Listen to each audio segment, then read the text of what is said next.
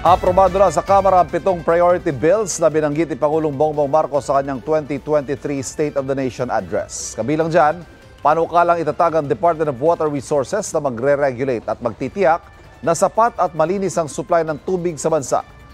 Inaprobahan din ng Kamara ang Blue Economy Bill na layong palakasin ang mga aktibidad kaugnay sa pangingisda at coastal tourism.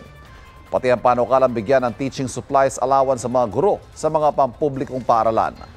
Bago maging ganap na batas, kailangan ding maaprobahan sa Senado ang mga counterpart bill. Mga kapuso, para laging una sa mga balita, bisitahin at mag-subscribe sa GMA Integrated News sa YouTube. Sa mga kapuso abroad, samahan niyo kami sa GMA Pinoy TV at sa www.gmanews.tv.